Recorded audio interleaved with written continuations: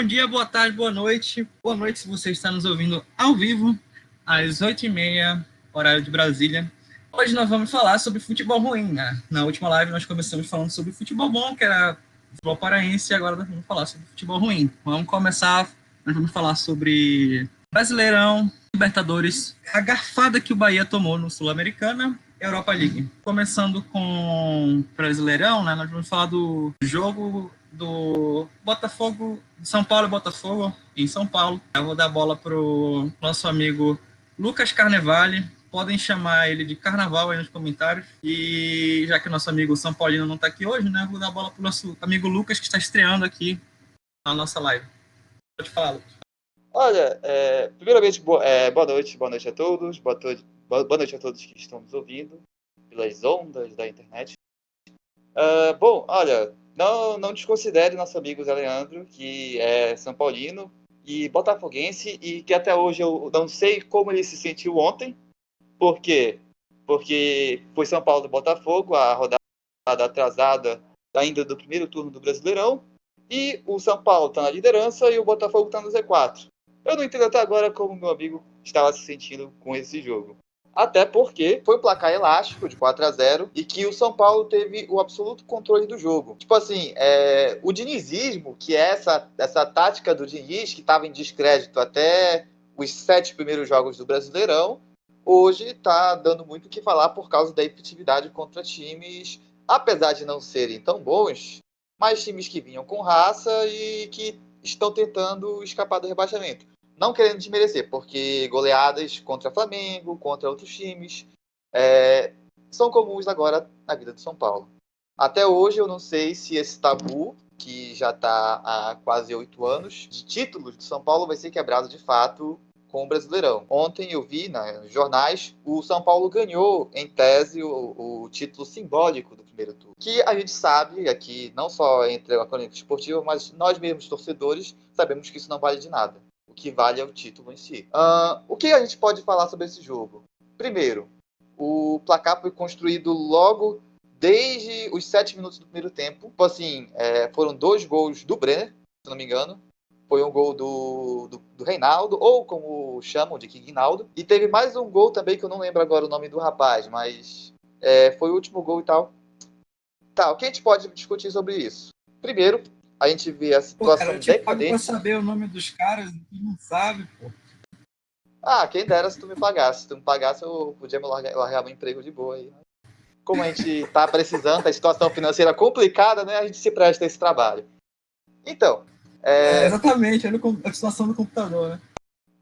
Exatamente. A internet aqui falhando e tal. Não poder ter uma TV para ver os jogos, saber das coisas pelo alto, entre outros detalhes. Tá. Além da situação crítica que o futebol carioca tá, porque Vasco e Botafogo estão na zona de rebaixamento, o Botafogo do jogo de ontem ainda teve um expulso. Aí quer dizer, além de todo esse placar elástico, ainda teve uma perda, teve um desfalque pro próximo jogo. Que eu não me lembro do nome do jogador também. Mas ele foi expulso por causa de um pênalti. Lembrei. Ele foi expulso porque a bola pegou na mão dele. Na verdade, isso é importante frisar, porque foi uma situação semelhante à que aconteceu um jogo da Libertadores, que a gente vai discutir depois. Com essa situação, o São Paulo ficou de vez na liderança, com 7 pontos agora, de vantagem para o Patético Mineiro. Os únicos times agora que têm jogos faltando é o Grêmio e o Flamengo, que estão com um jogo a menos e que vão se enfrentar só em janeiro. E o Botafogo, ele é o segundo colocado da tabela invertida. Ou seja, ele está bem próximo de jogar com o Paysandu ano que vem na Série B. O meu amigo Christian mandou aqui 4-0 fora o baile. Ele é São Paulino aqui, para colocar um pouco de contexto. Obrigado aí pela participação, Christian. Eu espero que o tabu do teu time continue, mas realmente a situação do teu time está muito porra. Tem algum comentário a fazer, Matheus? Bom, primeiramente, boa noite. Aí, a despeito da falta de pagamento por parte do ADM, da falta de recursos, estamos aqui mais uma noite. Muito bom ter você aqui conosco, o senhor Lucas Carnevale. Eu vou chamar de Lucas Carnevale mesmo, porque é um grande companheiro meu, e gremista, paysandu e simpatizante do São Paulo. Eu não sou simpatizante do São Paulo, mas algumas considerações a fazer sobre Fernando Diniz eu tenho, até porque Fernando Diniz foi jogador do Palmeiras, que é um time pelo qual eu simpatizo, sou torcedor, e inclusive eu e o companheiro de live aqui, o Lucas, estamos fazendo parte da União Palio, né? Grêmio Palmeiras. E então, o Peraí, dinizismo. explica o que é União Palio. Explica o que é União Palio, porque pode ser que os telespectadores não estejam ligados no que seja. A União Palio é a união de torcedores do Palmeiras e torcedores do Grêmio. É apenas isso. Não tem nenhuma outra noção a não ser, nenhum outro objetivo a não ser apoio mútuo e introduzir na cabeça dos torcedores do Grêmio a defesa do Mundial de 51. E que o Lucas com certeza vai fazer um discurso a fundo sobre por que o Mundial de 51 é real no final dessa live. Ele me falou isso. Eu tenho uma coisa para falar, desculpa interromper, mas 51 é cachaça. Pode continuar. Ok, apologia à bebida tá liberada pelo visto, então. O São Paulo do Fernando Diniz. Meu amigo, falamos aqui em Paulo Rangelismo Cultural. Bebida é o de menos. Vocês têm razão. Então, o São Paulo de Fernando Diniz, ele de fato entrou em descrédito quando começou o Brasileirão. Mas por conta do desconhecimento sobre a figura de Fernando Diniz, que foi jogador do Palmeiras e por isso que eu vou falar bem dele. Esse é o único motivo, realmente. O dinizismo privilegia uma saída de bola o mais limpa possível. Claro que nem sempre os gols vão sair dessa maneira, mas mesmo assim, o Diniz apresenta outras formas de se chegar à meta. Então ele busca um jogo mais compacto, com uma saída de bola limpa e com bastante opções de apoio. E através disso, ele ressuscita alguns jogadores, como Diego Costa e Daniel Alves, que tem um papel muito importante. O próprio Reinaldo, o próprio Juan Fran aí, o Reinaldo fazendo um gol. E eu destaco também a importante evolução aí dos garotos Luciano e Brenner.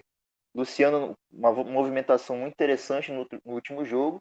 E, é claro, o que mais facilita para o dinizismo, nesse sentido, principalmente no último jogo, é o fato de que a Associação Botafogo de Futebol e Regulatas já era, faleceu, entendeu?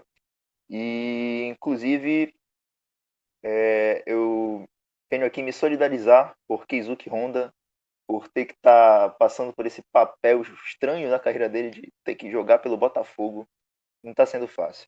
Eu queria a companhia do nosso colega Zé Leandro aqui, o São Paulino e botafoguense do grupo, para ele realmente nos explicar o que é que ele está sentindo, porque eu acho que nem ele entendeu ainda, por isso que ele optou por não participar. Mas o fato é que o São Paulo agora é líder do Brasileiro, com bastante folga. Esse último jogo foi para repor o que não aconteceu no início do campeonato. E vai ser difícil superar o dinizismo, será?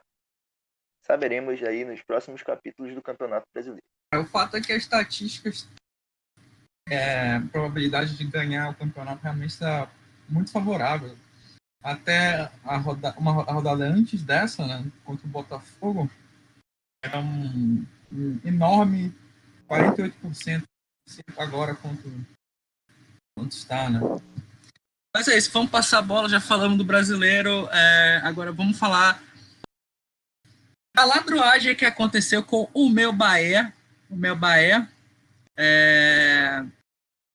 Eu não entendi muito bem o que aconteceu ali.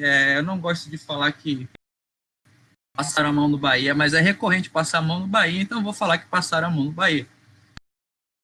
Basicamente foi uma bizarrice onde o VAR simplesmente disse que não houve impedimento e o árbitro de campo decidiu dar o impedimento, que para mim não faz lógica nenhuma. E detalhe, alguém pode me corrigir aí, eu creio que ele nem foi o monitor, né? Eu realmente não acompanhei o jogo, só vi o lance depois. Meu amigo Carnevale, que tá mais por dentro, pode falar sobre. Tipo assim, o que aconteceu no jogo? O Bahia, ele tinha uma certa vantagem de lutar contra o Defensa e Justiça. Era as oitavas de final, se eu não me engano, da Sul-Americana. O Defensa e Justiça vinha de uma vitória sobre o Vasco. E o Bahia tinha conseguido uma grande classificação sobre um time argentino que eu não lembro agora. O que acontece? O Bahia... Tu tá com Alzheimer, mano? Não, eu tô com a cabeça ocupada em outras coisas. Hoje eu acordei muito cedo e até agora eu não consegui dormir, então isso é uma outra história. Vamos lá. O que aconteceu? Foi justamente isso que tu falaste. O árbitro de campo ele marcou o impedimento, só que o VAR tinha visto lá que não.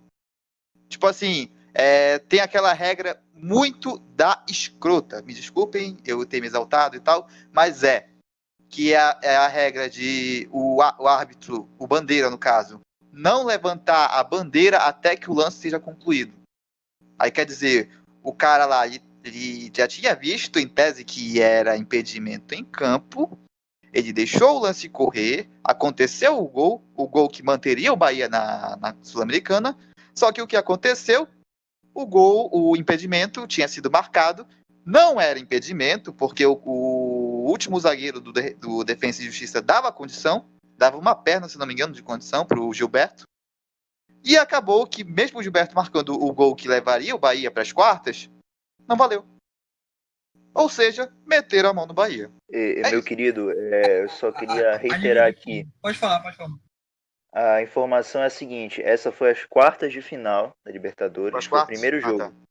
Quartas de final. E o Bahia eliminou nas oitavas o União de Santa Fé. Ok, muito obrigado.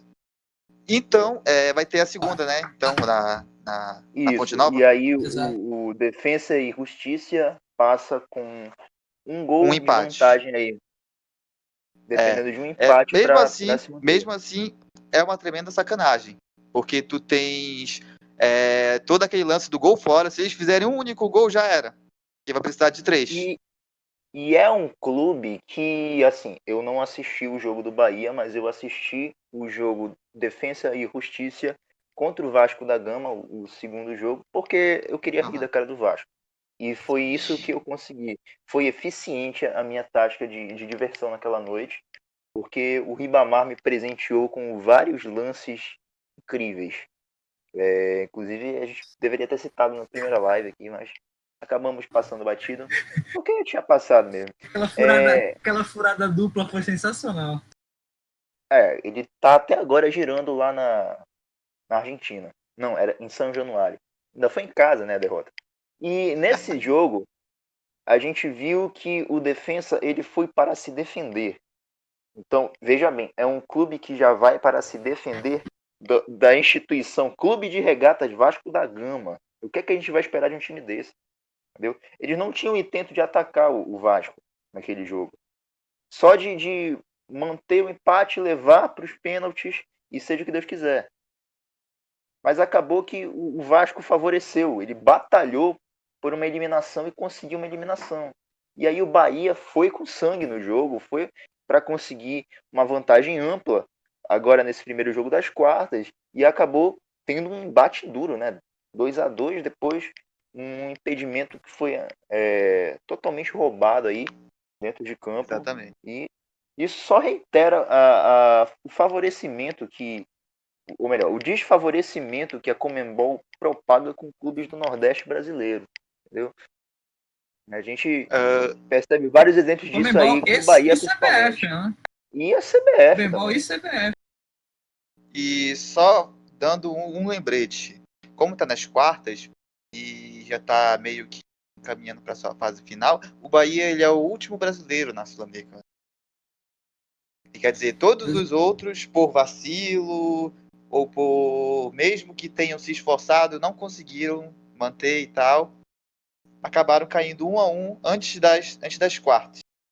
Ou seja, além desse desfavorecimento da Conmebol, tu tem um pouco o caso da CBF de apoiar qualquer time brasileiro, mas em sua maioria, Nordeste.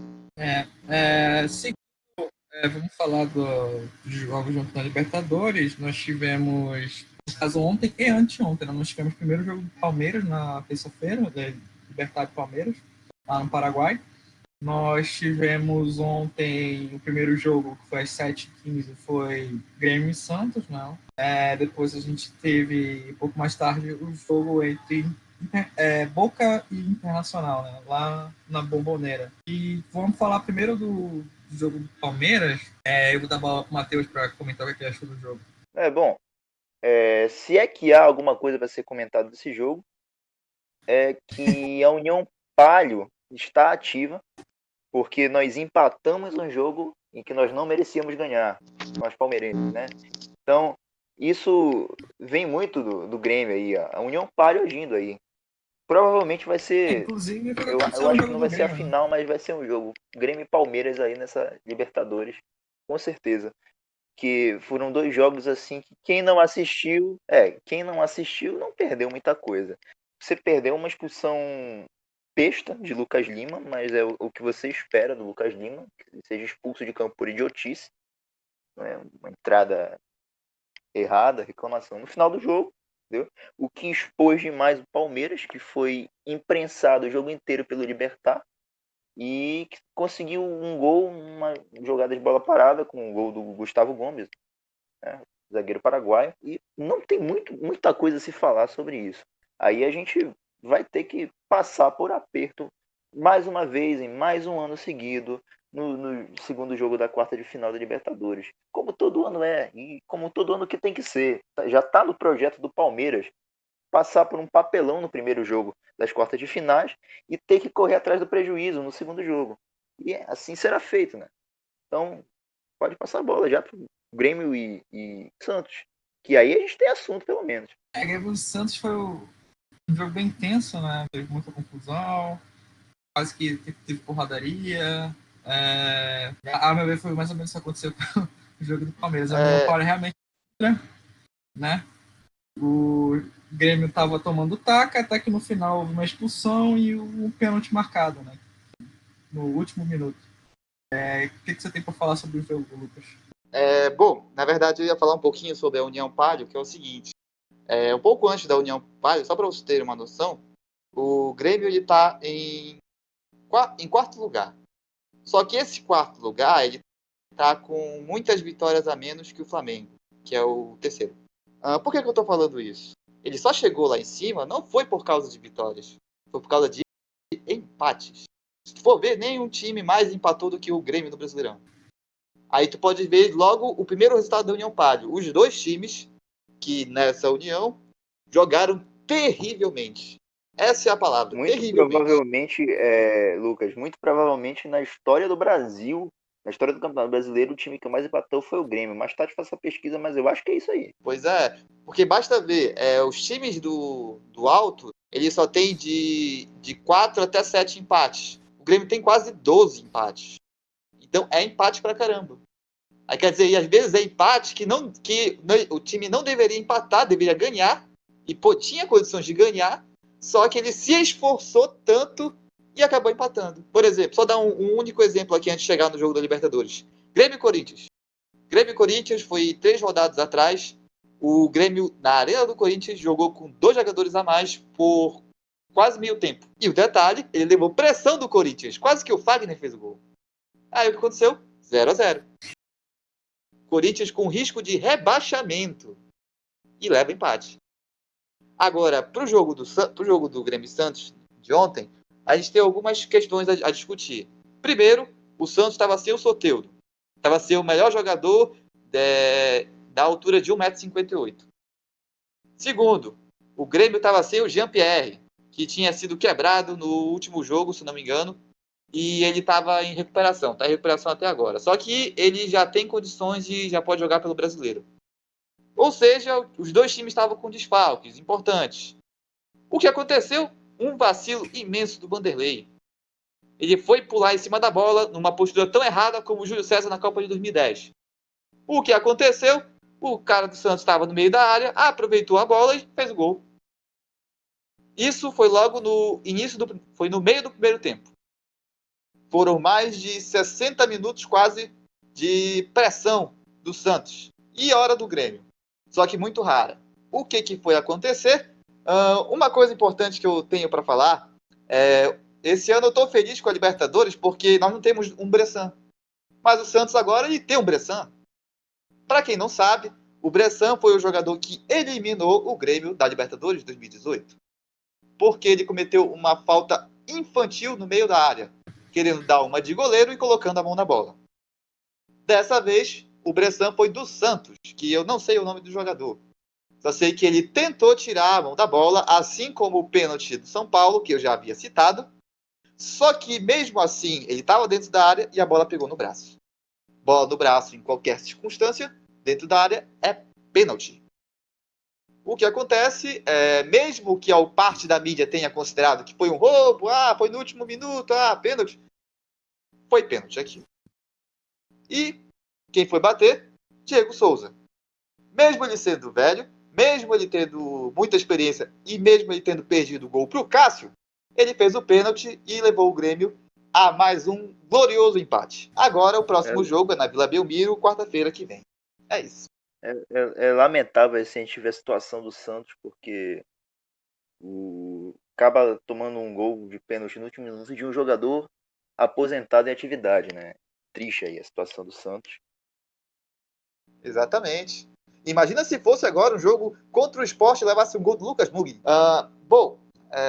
Um outro jogo que a gente tem que discutir agora sobre a Libertadores, que também aconteceu ontem, foi o jogo do rival gaúcho do Grêmio, o Inter, que descansa em paz. O que a gente pode falar sobre esse jogo? Primeiro, o Boca tinha levado a vantagem no primeiro jogo, que tinha sido no Beira-Rio, foi 1-0. O que aconteceu? O Internacional foi com toda a força, foi com todo o time equipado e armado para tentar ganhar do Boca. Eles conseguiram levar o gol no segundo tempo e conseguiram um feito que somente times grandes, times muito grandes, conseguiram e que poucos brasileiros conseguiram. E que o maior deles se chama Paysandu Esporte Clube, que foi ganhar do Boca na La Bombonera. O que aconteceu? Esse placar, que foi o placar de 1-0... O Sandu ganhou do Boca na Bombonera e tomou né? Deixa seu time ganhar a Bombonera primeiro para você falar disso. Precisa nem ganhar da Bombonera, só participar de uma Libertadores. Valeu? Boa noite. Chama ele para dar de 6-2 no Cerro Porteño antes, tá bom? Seguinte, esse resultado levou o time para a disputa de pênaltis.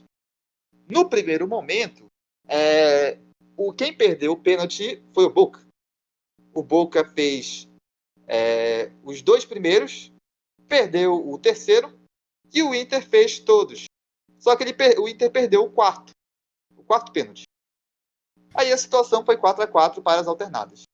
Mas logo no começo das alternadas, eu acho que o Matheus sabe o nome do jogador do Inter, que isolou a bola, quis dar uma de Vitinho do Flamengo e mandou a bola para longe. Você lembra o nome, Matheus? Bom, meu amigo, foi o queridíssimo Rodrigo Lindoso, aquele maravilhoso jogador, incrível jogador do Internacional. Ele perdeu mas teve outro jogador que perdeu os alternados, que eu não lembro qual foi o nome, é um nome estranho. O que aconteceu?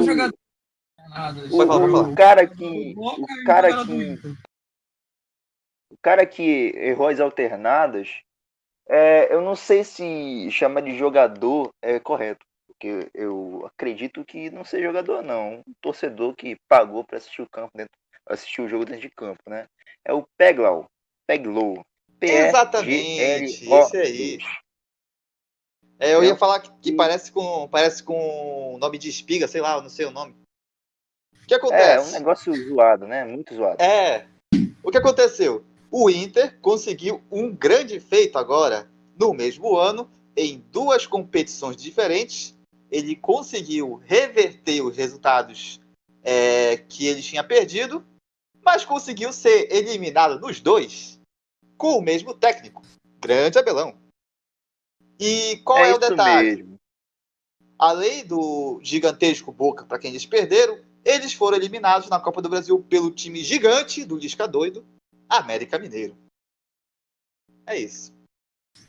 Como foi falado no perfil do Instagram, né? Fizeram a pergunta de quem é o maior técnico do Brasil na atualidade, é o Lisca Doido. Então não é nenhum demérito o Abel Braga perder para o América Mineiro. Bom, concordo que não é nenhum demérito o Abel acabar perdendo para o América, mas é um grande demérito da diretoria do Internacional anunciar que lá vem o Abelão. É horrível, na verdade. Bom, Sobre o jogo internacional, lá vem o Abelão. Nós tivemos um jogo que o Boca dominou a posse de bola, embora tenha sido o Inter que tenha dominado as finalizações a gol. Na verdade, foi só uma finalização do Boca e 2 do Internacional, por isso a dominação. Né? E um jogo que o Boca jogou tão bem nas 2 partidas que eles resolveram brincar com o Internacional e doaram o gol, na verdade. Foi o gol contra de Frank Fabra, né? O lateral aí do Boca Juniors. E isso levou o jogo para os pênaltis, que foram descritos aí muito bem pelo senhor Lucas Carnevale. E nós tivemos aí a tentativa do Internacional de continuar na competição. Mas assim, no primeiro jogo, o Internacional conseguiu a derrota. E aí coube a Abel Braga liderar o time rumo à humilhação. E foi isso que ele conseguiu. Uma derrota humilhante por um pênalti alternado batido de maneira irrisória aí, por um suposto jogador. Entendeu? Então, parabéns a Abel Braga pela sua conquista, sua eliminação batalhada aí. E a humilhação de perder dessa maneira horrível a continuidade na Libertadores, né? A vaga na quarta de final. E parabéns ao Boca Juniors que já está na semifinal, porque o Racing vai ser trucidado pelo Boca Juniors. Eu cantei a final, é Boca e River. De novo, vai dar. Aqui nos comentários, Matheus mandou, não o Matheus, nosso comentarista, outro Matheus, que tá com a camisa do Paysandu aqui, mandou domingo é pena Ipiranga. A Amanda mandou 1-0 pro Remo em cima do Londrina. Vamos passar a bola, vamos citar rapidamente a Europa League, né? Vamos falar quem dos classificados e tudo mais. Primeiramente, a gente tem os times que ficaram em terceiro lugar nos grupos da Champions League, né? Então, a gente tem aqui os times Red Bull Salzburg, da Áustria, Shakhtar Donetsk, da Ucrânia, Olympiacos da Grécia, Ajax da Holanda, Krasnodar, Clube Bruges, Dinamo Kiev e o Manchester United, né? São os times que ficam em terceiro lugar e vão jogar a Europa League. Os classificados dos grupos são Grupo A, Roma e Young Boys, Arsenal e Molde, Grupo C, Bayer Leverkusen e Slavia Praha, Grupo D, o Rangers em primeiro lugar, o Benfica em segundo, o Benfica, time do ex-técnico do Flamengo, que é um racista filho de uma mãe, chamado Jorge Jesus. Grande time de Eusébio e tem um técnico racista, ok, né? Grupo E, PSV e Granada. Grupo F, Napoli, Real Sociedade. Grupo G, Leicester City e Braga. Grupo H, o Milão da Massa está voltando. Dá para mudar o nome para Zlatan FC. E o Lille em segundo lugar. Grupo I, Vila Real e Tel Aviv. Grupo J, Tottenham, Antwerp. Grupo K, Dinamo Zagreb e Wolfsburg. Grupo L, o último grupo, finalmente, grupo pra cacete, Hoffenheim e Estrela Vermelha. E a nível de citação, a gente vai falar da situação de 2 times, Dinamo Zagreb e Estrela Vermelha, que podem se enfrentar e vai rolar porrada. Eu vou dar a bola para o meu amigo Matheus falar um pouco da situação. Pois é, né? A gente percebe pela quantidade de grupos na Europa League que é uma competição enfadonha demais e um fardo para todos nós ter que analisar essa liga. Então estamos fazendo isso por você, espectador. Entendeu? De nada. Sobre Dinamo de Zagreb e Estrela Vermelha. 2 times que formam um clássico muito disputado e muito violento lá nos países da antiga Iugoslávia. O Estrela Vermelha da Sérvia, Estrela Vermelha de Belgrado e o Dinamo de Zagreb, que é a capital da Croácia. Né? Formam um clássico muito pegado, muito violento, que tem histórico de briga de torcida, de todo tipo de confusão, que botaria Remo e Paysandu no chinelo, se o Remo e Paysandu não fosse o maior clássico da terra e o mais disputado, é claro. E esse Remo e Paysandu iugoslavo não ocorre há muitos anos, graças à dissolução da Iugoslávia. Entendeu? Então, a única oportunidade que esses 2 times têm para se enfrentar seria num mata-mata ou numa fase de grupos de competições como a Champions League ou a Europa League. Só que as vagas que a UEFA destina a esses times são muito escassas, então eles têm que passar pelas fases preliminares. E aí, geralmente, esses times acabam ficando por lá mesmo. Ou chegando à Europa League aí. Então, hoje foi uma rara oportunidade aí e temos a chance de ter essa disputa aí e vai ser um jogaço, né? Eu não tenho certeza se a Europa League é por sorteio. O Cadmo pode me confirmar se é por sorteio ou é por vaga. É o mesmo esquema da Champions, só que, como a gente está falando, tem a chance de acontecer. A gente torce que a UEFA faça esse favor para a gente, né? Como pelas... Sim, sim, sim. É isso aí. Mas Eu... é bom falar a nível de citação, né? Porque é um passo que, como você falou, não acontece há anos e tem uma grande chance dele acontecer. Tanto que, como o nosso amigo Carnevale pode falar do jogo, né? Terminou um empate, né? Pelo que podemos ver, né? Ele vai falar mais sobre isso. Parece que o Estrela Vermelha quis o empate, né, justamente para ter essa chance de pegar o Dinamo, que é o primeiro do grupo. Só um detalhe importante para a gente discutir. Eu estava levantando essa ideia com o Matheus de, se for classificação por representante de grupo, significa que esse empate pode ter sido estratégico. Porque pense bem, o time lá do Estrela Vermelha estava com 9 pontos, se eu não me engano. Se ele conseguisse a vitória, ele iria para 11. 11, quem tem é o líder da chave. Ele poderia alcançar o líder. Só que o empate veio a calhar, porque o primeiro do outro grupo é o Dinamo de Zagreb. Por que a gente pode discutir essa importância tanto histórica, cultural desse clássico? A Croácia, ela teve seu histórico de participação assim, tipo assim, na antiga Iugoslávia, muito forte durante a Segunda Guerra Mundial, no qual ela obteve a independência e eles acabaram colaborando com muitos nazistas. O que aconteceu?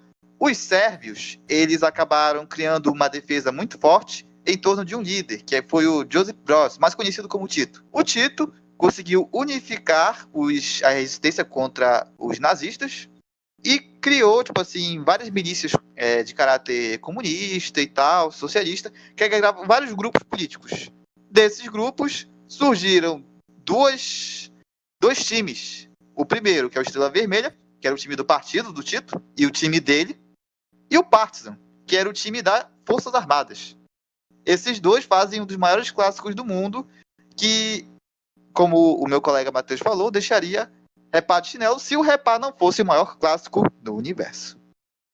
Agora, a rivalidade com esses dois, ela pode ser colocada de lado quando enfrentam um time como o Dinamo de Zagreb. Se tivesse um torcedor do Dinamo de Zagreb e tivesse dois torcedores, um do Partizan e um do Estrela Vermelha brigando, eles parariam de brigar e iam dar porrada no cara do Dinamo de Zagreb. Simplesmente isso. É só para vocês terem uma noção do que pode acontecer nessas oitavas de final da UEFA Europa League. Que é um torneio interessante, mas eu vou logo avisando, ele dá sono. Esse jogo do Estrela Vermelha foi muito sono. O colega Matheus até comentou que a zaga do Estrela Vermelha parece muito com a zaga do Paysandu. Eu quero entender agora por que isso. Eu comentei, na verdade, que parece com o meio-campo do Paysandu. Meio-campo que não corre, não faz nada. Eles estavam parados no meio de campo, sem fazer nada. E pareceu intencional. Lembrou muito o meio-campo do Paysandu aí. De repente, um Serginho, um Uchoa, assim. Ali no Estrela Vermelha ia render bem, né? E o Estrela Vermelha que já proveu grandes meio-campistas. Um belo exemplo de meio-campista é o senhor Dejan Petkovic, que foi jogador do Estrela Vermelha, lá na década de 90. E Exatamente. o O Dejan Petkovic, meu ídolo, né? Ídolo... Ele foi campeão mundial com o Estrela Vermelha, inclusive, não foi? Se eu não me engano, eu sim. Creio que não. Eu posso estar enganado, realmente eu não tenho essa informação aqui.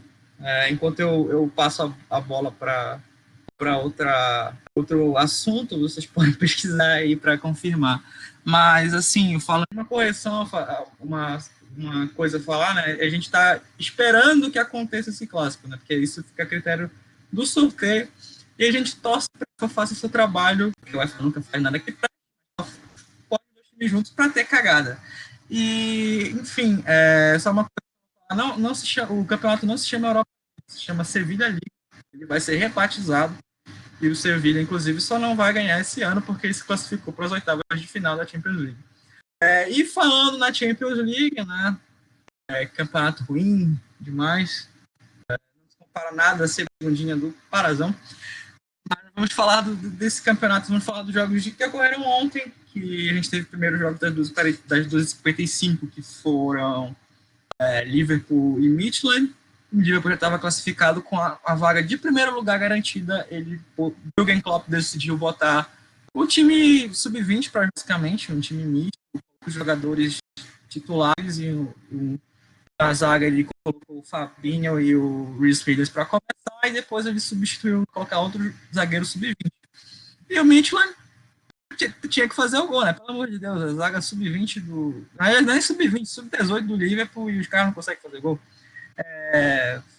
Enfim, o jogo do Ajax para a Atalanta, na verdade, que a Atalanta fechou o bonde, né? Da expressão Parque de Bols, né? Estacionou o bonde, retrancou,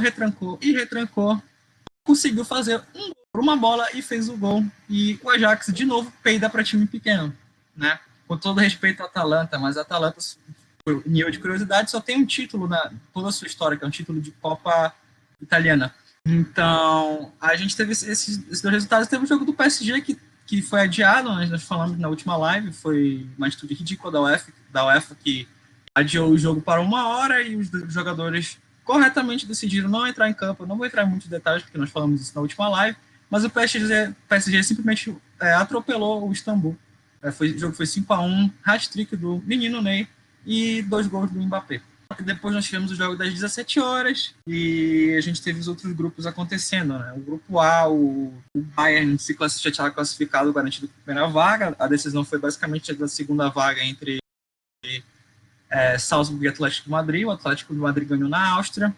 E eu vou passar a bola pro meu amigo Lucas falar outros grupos da Champions League, começando pelo grupo que mais interessante, que é o grupo do Real Madrid. O time que não ganhava nem a Série B. Cara, eu vou te falar a real. Eu não consegui acompanhar toda essa dinâmica dos grupos. Eu acompanhei a Europa League, mas eu não consegui acompanhar esses grupos. Só que eu tenho uma coisa a falar sobre a UEFA Champions League, que é o seguinte. Cara, eu não entendo até agora por que eles têm essa onda de ter tanto estigma com a desclassificação. Por que eu digo isso? Porque agora criaram nesse ano de 2020 que os terceiros lugares não são mais desclassificados. São times convidados a se retirar da UEFA Champions League e são convidados a ir para a Sevilha League. Eu não entendo qual é essa onda, cara. Por exemplo, o Manchester United, que levou uma surra do Bragantino Futebol Clube, ele não se denomina desclassificado da UEFA. Ele se denomina classificado para a Europa League. Eu não entendo até agora por que isso. É a mesma coisa que fizeram aqui na Libertadores, no qual Corinthians e São Paulo foram convidados a se retirar da Libertadores e foram convidados para a Sul-Americana, do qual se retiraram rapidamente. Eu não entendo isso. Fala aí, Matheus. Tu deve ter acompanhado, porque eu não consegui acompanhar. Ficou combinado que eu não ligo para o Real Madrid, né? Para mim, time que apoia fascismo tem que se lascar. E infelizmente não foi o que aconteceu, né? Mas eu vou concordar aí com a questão que o Lucas expôs, né? Não é uma desclassificação, na verdade, é uma classificação e uma oportunidade também, eu diria. Um time como o Manchester United vai render muito melhor numa competição de segundo grau, como a Sevilha League, embora ele, na última ocasião, na Europa League, tenha saído para este citado time, né? O Sevilha, que foi campeão na ocasião. E tem aí a chance de fazer um rendimento muito melhor do que teria numa Champions League, que é uma competição de alto nível.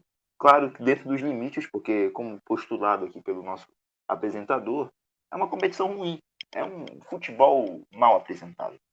E sobre esses jogos da Champions League, Por exemplo, o Real Madrid, do nosso querido Vinícius Júnior, que foi vendido pela Rede Globo para o equipe merengue, ele jogou bem, né?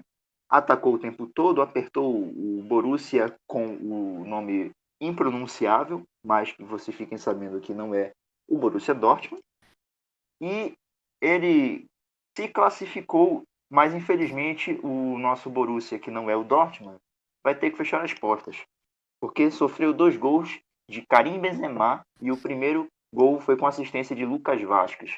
Infelizmente aí esse clube tem que acabar. Eu tenho pra mim que o Borussia simplesmente ele teve uma proposta de jogo de atacar, que não deu certo. Eu não entendi por quê, porque estava arriscando perder a classificação, porque, querendo ou não, o Real Madrid, mesmo com esse time ruim, é um time que costuma dar sufoco para times menores, como o Borussia, com todo respeito ao Borussia Mönchengladbach. E a gente pode concluir que Borussia em alemão significa pipoca, porque ou timezinhos pipoqueiros, ambos os Borussias.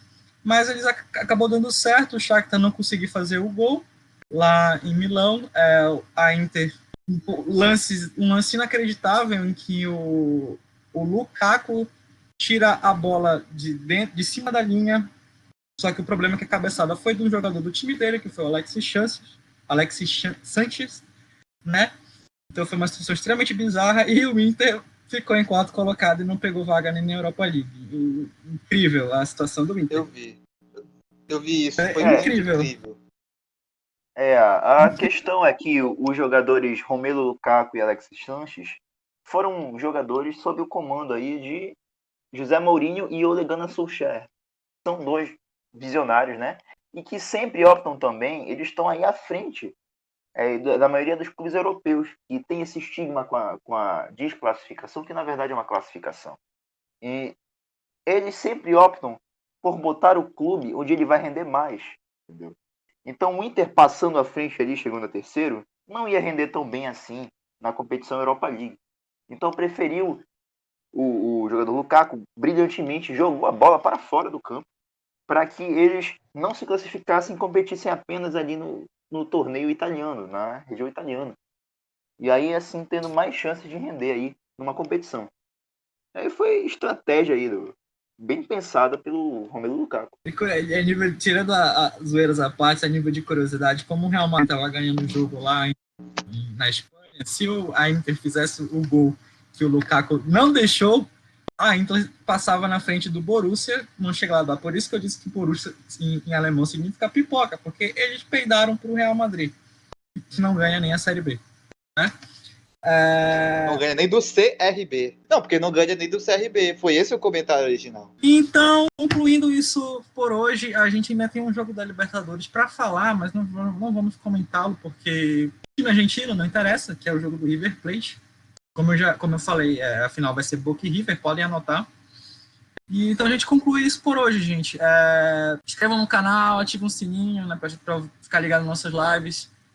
Sigam a gente no Twitter, sigam a gente no Instagram, curtam a página. Ajuda a gente está começando e quanto mais vocês ajudarem a gente, mais rápido a gente compra um PC melhor, equipamento melhor e as lives ficam melhores. Então é isso. Próxima live vai ser no final de semana, nós ainda vamos decidir os dias e peço inclusive desculpas porque pelos problemas técnicos e tudo mais, mas é isso, vocês também vão poder ouvir a gente no Spotify, que eu disse semana passada que eu ia upar no Spotify, só que por motivos extraterrestres a gravação da live ficou sem áudio, né? Então a gente está em processo de aprendizado aqui e tudo mais, então peço desculpas por isso. Então é isso, gente. Me despeço aqui. Lucas, você tem algo a falar? Somente o seguinte: próximos confrontos da Série C. Pará versus Rio Grande do Sul. Pará versus Sul do Brasil. Vamos ter o Remo que vai enfrentar o Londrina e o Paysandu que vai enfrentar o Ipiranga. É isso. Inclusive será o foco da nossa próxima live, né? Eu sei que vocês estão mais interessados em ouvir do bom futebol, que é a Série C, a segundinha, mas a gente tem que, né? Precisa de audiência, né? Futebol ruim da audiência, Champions League da audiência, infelizmente. Então, é isso. Passa a bola pro Matheus. Você tem alguma coisa a falar, Matheus? Bom, obrigado aí quem participou. Não sei como é que foi hoje. Mas muito obrigado aí. Realmente estou ansioso aí pelos confrontos. A gente mostrar aí que teve um certo time aí que eu não vou citar de novo, que é o Londrina, estava falando que vai ser fácil, vai ser simples passar pela gente. Estamos ansiosos aí para ver como é que vai ser. Né? E esse jogo da Libertadores agora, também vou comentar, vou acompanhar agora. River Plate Nacional do Uruguai, entendeu? A gente já sabe o desfecho, né? Mas os uruguaios, sabe como eles são? Eles não caem sem uma briga, né? É sempre na raça e na porrada, principalmente na porrada. E então valeu, galera. É isso, boa noite aí. Se inscrevam no canal, ajuda a gente a crescer, pra gente poder ter um pagamento, porque esse senhor que diz que paga a gente não nos paga nem pelo cacete. Boa noite. Exatamente. Assina embaixo, a gente não recebe, não. A gente está aqui pelo bel prazer de vocês quererem ouvir, às vezes, do bom futebol, às vezes do ruim. Paciência. Muito obrigado a a todos gente vocês e é isso. a gente não recebe ainda, né? E inclusive o pessoal não está dando doação. A doação que falou que ia doar R$ 1 pra gente. Quando não apareceu, nem sequer comentou, nem sequer doou. Mas é isso. Nossos patrocinadores estão deixando a gente na mão. Mas é isso, gente. Boa noite. Fiquem ligados que no final de semana tem mais falando dos jogos, tanto do jogo do River quanto dos jogos brasileiros. E o que interessa que é o jogo dos jogos do Remo e Paysandu. Boa noite.